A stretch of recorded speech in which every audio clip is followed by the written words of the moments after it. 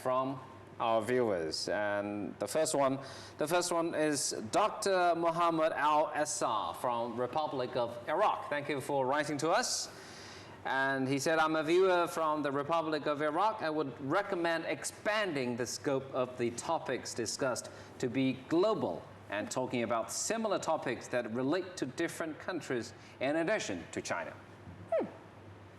I like that suggestion. I remember we had one episode about doing exercises, every day, twice, 10 o'clock and maybe 2 o'clock in the afternoon. Yep. And this is about that. It's Rodolfo Luvecke from Austria. Thank you again for writing to us. And about this doing exercise show, it was great. And he tried to find some radio broadcast exercises on the internet. Obviously, you didn't. Oh, well, I'm sure they're out there. Yeah, but maybe basically in Chinese. Yeah, and it also might be, yeah, exactly. But who's going to exercise online? I mean, they're surfing online. You're going to stand up and exercise? Yeah, but you can follow those exercises on the internet. Yeah. But anyway, thank you very much for writing to us, and keep writing to us. Tell us where you are and what topics you might be interested in. What topics you want us to discuss. Something about China that you don't understand. Would love to include in our crossover. Anyway, move on to today's topic. And well, basically it's several news stories we're going to share with you and also with our viewers. And the first one, it's about the highest building in Beijing. Not the highest in China, but the highest building in Beijing. So pictures first. Okay. That's the highest building located in the very center of the CBD area in Beijing. This building really is tall. Yeah. I can see it from my window at home. But is that it's the new Guomao building, right? Yeah, that's right. But it doesn't fit in, it's a different architectural style from the other. It is, it's the third building of the China World Complex.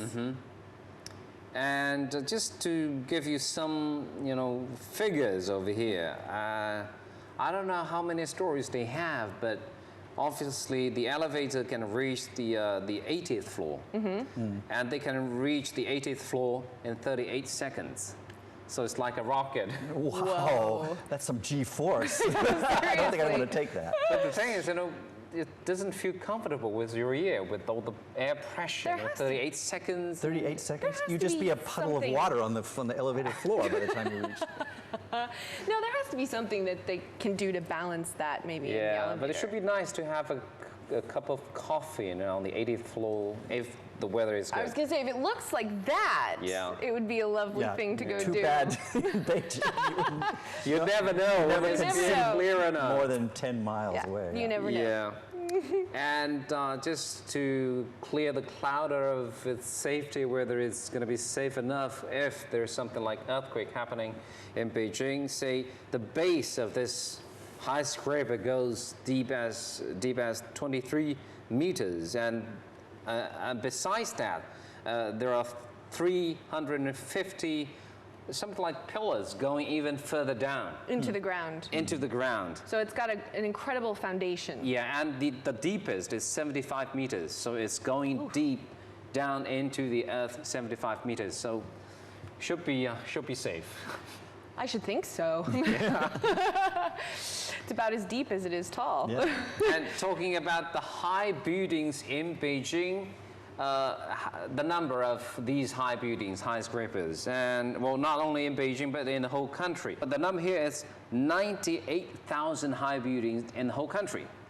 98,000? 98,000. Because in Beijing, when we say high building, it's higher than 24 meters. And in Beijing, if we say higher than 24 meters is high buildings, it's 8,000. Over 8,000 in Beijing. If that's your definition, that doesn't surprise me too much. Yeah, that's true. If we are talking about high buildings higher than 100 meters, in the whole country, that's about 1,100. And in Beijing, it's 40. Wow. And in Shanghai, it's about 200. Or more than 200. The Shanghai skyline is very tall. And it's increasing every day. Yes, it is. It makes sense when you have a crowded city like Beijing or Shanghai, the only direction to go is up in the air. Right. It's true. And so we have some more pictures to show those high buildings in Shanghai. Well, it's not yet finished. And this is the future Shanghai Center is going to be 632 meters high. You know, the one in Beijing is 330 meters high. So wait a minute, this is Pudong, right? That In was Pudong? Yeah, Wow. a different angle, I guess. Wow, that's high. Wow. Because those surrounding buildings there are really high. Yeah. And next picture shows the Shanghai World Financial Center and also the Jinmao Tower. I like the new architectural style is no straight lines. That's straight lines are so 20th century. You know, everything is curly and twisted and everything. I like it. So, I mean, it seems every city has this craze for high buildings. And what do you think are the reasons behind that? And then you mentioned one. It's Yeah, a obviously. populated place. Yeah. Also, I think it's in terms of use of space. It's just the most economical use of space. And now that they have, like you say, the elevator technology is 38 seconds. Right, you able can- to get you up and down, Yeah. and the buildings are getting more and more safe. They're also getting, I think, they're getting more and more environmentally safe, Yeah. friendly. Yeah. Right? So it just makes sense to do it that way. And also, they have an iconic value, other than That's true. Julianne being the icon of crossover. I mean, yeah, these things like in Dubai, the tall building there, these things have Eiffel Tower-like iconic value that you associate it with the city, and it adds to the skyline. So It's true, and you know, I've often noticed that, and a lot of times in China, you'll find the world's first something, or the world's longest something, or the world's highest yeah, something. highest, You know, it's quite interesting, really, to see how many world firsts Yeah. China actually has. And I think also in more recent years, you know, it's kind of I'm sure it also is a pride thing. You know, Yeah. it makes everyone proud to have. I recently read a newspaper article about how in Beijing there's the world's longest bar. Yeah, at a hotel near the airport. They just that's opened the interesting. world's longest bar, and I thought, okay, that's, Well, there's you know. that highest reception hall or highest Exactly. but you hotel. can get even higher at that bar, I'll tell you. But I think, you know, that deserves to be, I think, added into this equation of. You're right. You're right. That's actually exactly what some officials are saying in China, why these cities are building all these high buildings. One of the reasons they gave out is, you know, we need to have something to show the progress of our development. You know, we've developed and we are capable enough to build a high building like this. Maybe a face thing again. Yeah. It could be.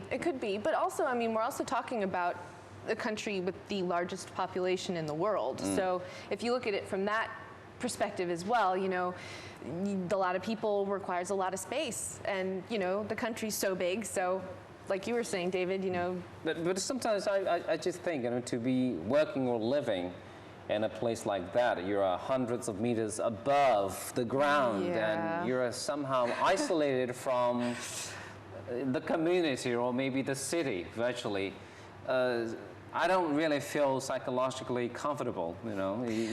Well, you know, that's a good To have a point. cup of tea, that's fine. To have a nice view of the city, that's all right. But if you have to stay there for a long time working in a place like that, in a concrete box.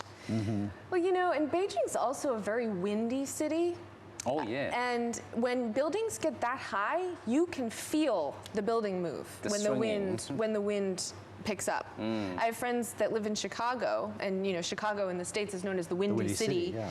And when they're up high in you know, high skyscrapers, they can feel the building Yeah. moving in the wind, which is good, I guess. I mean, Free exercise. well, better to move with the wind than just stand still, you know. But Yeah, there is the highest building in Taiwan, the 101 Plaza or 101 building, and they have this huge damper, you know, to compromise the wind movement.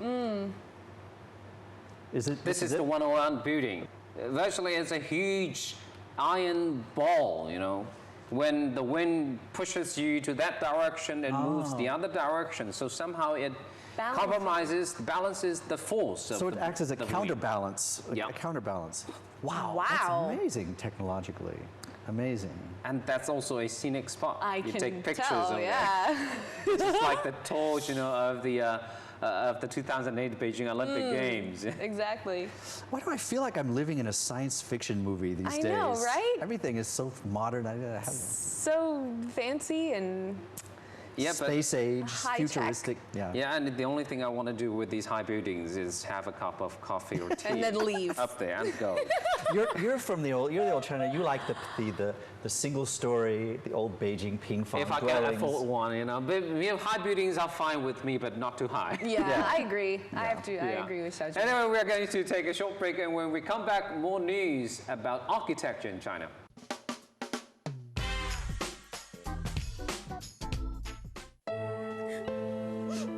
你好，我哋係索償代理，只要你係意外受傷，我哋可以幫你追討㗎。我哋幫你揾律師，你唔使出錢，我哋不成功不收費。你唔夠錢使，我哋仲可以借埋錢俾你添。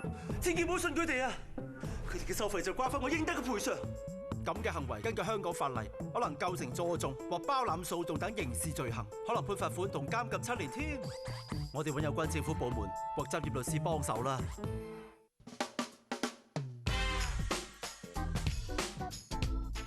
Welcome back to Crossover.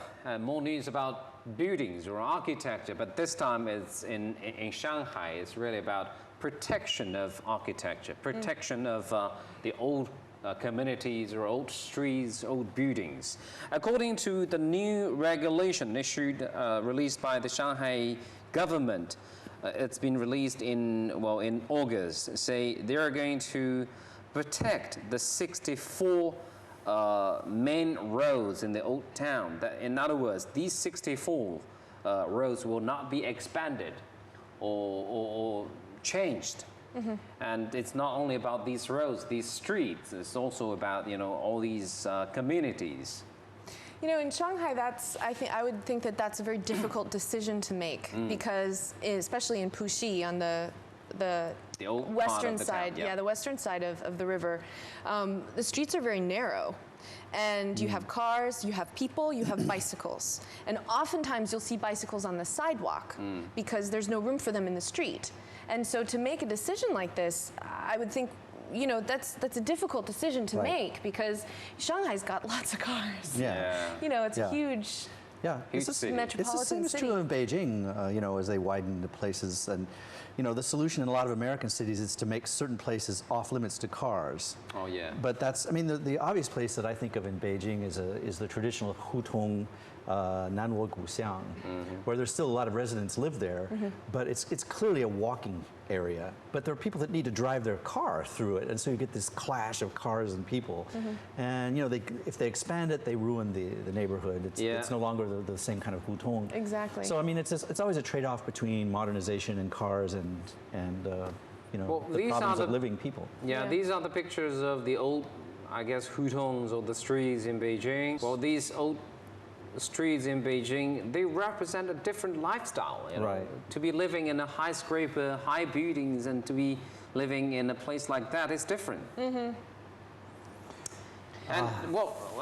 those 64 streets are protected in Shanghai, but I guess Beijing, they've also released similar regulations protecting these hutongs. But again, the response from the public is just not enough.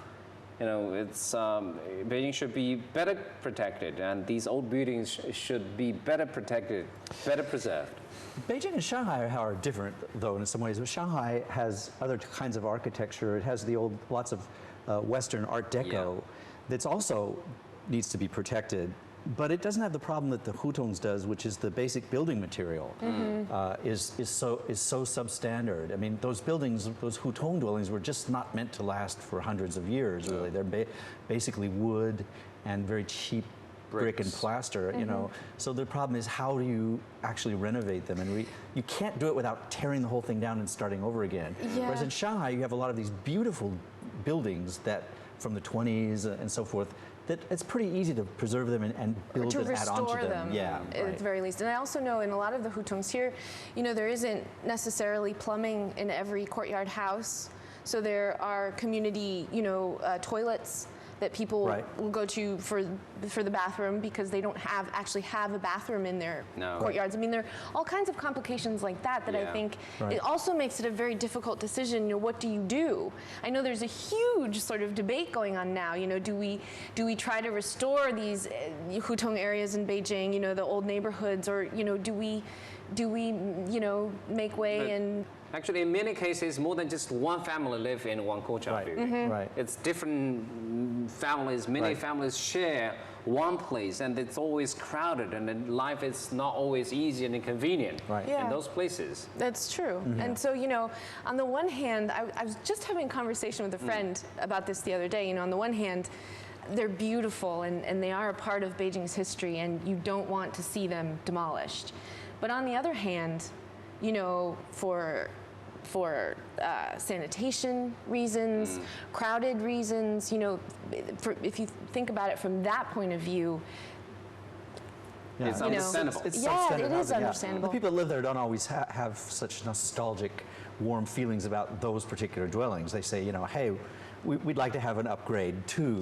You know, we don't want to be just tourist attractions. Yeah. Right. So yeah. Good point. And what I heard is the story in Shanghai, because you know in Shanghai, as you mentioned, they had all these Western-style buildings, very beautiful. But again, it's like Beijing courtyard buildings. Different families, many families, they share one Western house. It was not spacious and not comfortable to live inside. What they did was, if all these families living in that place agree to move out to a new place, then this place will be protected by the government. The special fund will be allocated to protect this building, the Western building. So it's, you know, these are the new measures introduced by the local governments to protect all these buildings with a history. Right. But if you take a look at these pictures of some of the old streets in Shanghai, you see why they need to be protected and why they want to protect these streets. This is Hongshan Road, where you'll see lots of restaurants or bars or cafes. And trees. I think those are sycamore trees that are they've been there for a long time. They have, Yeah. And the street is not too long, it's about 2 kilometers. But it's a nice place to have. So that is preserve it as is, and especially the trees you don't want to cut down. Exactly. Absolutely. That's one sad thing about Baishiqiao in Beijing. There's One of a the streets long, in long Beijing. street that had some beautiful trees on both sides, and they're all gone. Yeah, they have to be expanded, and Right. the government said and they can't remove these trees. If they are removed, they will die. Yeah. This is Shanyin Road. It's only 500 meters long. Well, these buildings are beautiful ones. Yeah, look at that. And those trees again. And this street is famous for all these old residential places for all these, you know, famous people.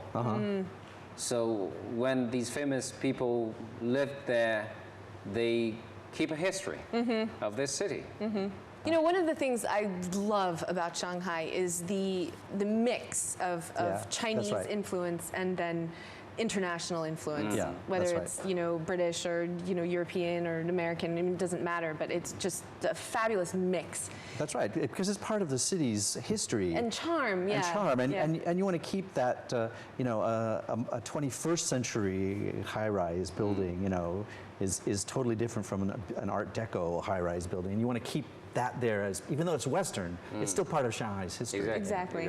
Yeah. I mean, different cities have different ways of protecting their old buildings and their history and their past, and obviously it is important to have I always wonder when I see these new buildings, some of them in Beijing and also Shanghai, sometimes they're very startling, they're very new, they're very modern, they're very eye-catching, but I wonder if they're going to hold up for a long time. You know what I mean? Like some of these Art Deco, they're still beautiful buildings, even now. They're aesthetically pleasing. They're classic. Yeah, they're classic. Yeah. I wonder if some of these new styles we're seeing are going to become classics 50, 100 years from now. I don't know. They probably will, because just if you think about it, like Art Deco back in the day when it first came out was probably considered edgy and modern, modern avant-garde. and, Yeah, yeah. you know, And now it just looks like- just beautiful. Yeah. It's just like furnitures, Chinese furnitures, the traditional ones made of hardwood. That's right. And the fancy modern style ones, and which one is going to last longer, you never know. And this next story is an interesting one, or a sad story, because it's reported on one of the newspapers in here in September. One retired worker, 64-year-old in Zhengzhou in central China's Henan province, and he thought the houses were just too expensive. He couldn't afford to buy a new one. And what he did, because he lived on the ground, it was the first floor. His house was on the first floor. And what he did was he decided to dig up a new apartment underground. He spent 4 years digging up deep underground, and it's 6 meters deep, and he got himself a 50 square meter house. Wow. And he said if he could, he would work on to dig himself a 3-bedroom house underground. Wow. Well, it's good, interesting story, because he somehow managed to solve his housing problem. Yeah. But it is also a sad one, because the houses are just too expensive, and many of us couldn't just afford to buy a new one. So in America, the houses are underwater, but here it's underground. Underground. Wow. And it took him so long to do this. How does it work? How is it heated? Is it cold in the winter? It must, I don't know how he did that. That's incredible. And well, he's a miner. He's a former miner, so he knows all these technical problems. He feels right at home down there. I suppose. And it's not hot in the summer and not cold in the winter, according to his experience. Well, that's very innovative of him. And but he don't know. He's not quite sure whether he could move on with his new project or not, because it's been reported, and everyone knows about it. And there Is this legal? Is this legal? Exactly. That's the That could be the problem. Yeah. That could be the problem. Yeah, I'm sure, because even though it's underground, I'm sure there are still a lot of codes that you need to make sure you aren't That's violating. right. Exactly. And one is if it is legal or not. The next question is if it is safe or not, because you're that's talking right. about the building above that. Above that, yeah, that's interesting, huh? And there are also there's another solution about containers being turned into a new house. Oh, okay. Pictures. These are containers being turned into a house. Obviously, it's more than Shipping one. containers. Oh, shipping containers. Shipping Yeah, shipping containers. containers. Oh, I see. Now I see it. Yeah. Well, Interesting. Are These these? are abandoned ones, but Pretty. they've. So are each of those a separate little dwelling? Yeah. Yeah. Well, it was much better than I was imagining. At least, they have windows and everything. Yeah, they have everything inside. It's a living place. And the designer and builder of this project, say the shipping container turned into house project, well, they were waiting actually for the new house. It's not ready yet. They have to wait for another half a year. So before that half a year, they decided to have something Like this. new. Yeah. I suppose that's not too different from like a mobile home I was just going to say. or a modular, Yeah, something. that's right. The temporary. Yeah. A lot of- movable housing, temporary housing. Right, and a lot of mobile homes are just that size. really. Exactly. Yeah. Exactly. And the shipping container houses could be fancy, could be beautiful. We have another one. Those are made out of Yep. shipping crates? Wow. Oh my And goodness. this is in France. But I guess I don't know much about architecture, but that must be pretty eco-friendly. Yeah? Is it comfortable to live inside a container steel house? metal could be very box? hot. Because when I was in university, we went to Daqing, the petroleum field. The living place for these people, for those workers, were basically similar the to that. containers, shipping containers. Yeah, yeah. It was not comfortable. It was very hot inside. Yeah. I'm sure. Yeah, unless you have air conditioners. I'm sure. But I think with those windows and stuff, if there are windows on either side, then there's a way for the air to circulate. You get Yeah. reasonable air circulation, and that, I'm sure Yeah. that must help a lot. It's small, but you put a sofa in there, you put some comfortable Rugs furniture, or- rugs. It could be quite nice, actually. Yeah.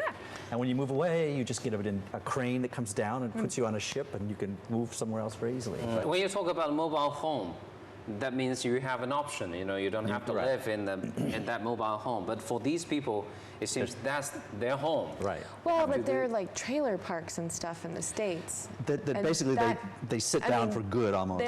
They're not moved around all the time, Yeah. but they technically could be. Right, right. But they stay in one spot. But housing is always a big problem in big cities, especially in these days in China. In the big cities like Beijing, Shanghai, the prices are going up so quickly. I guess most of the young people couldn't afford to buy one. Right. Yeah. Which is why you sleep here at night, as I know. Yeah, that's why I need 2 cushions.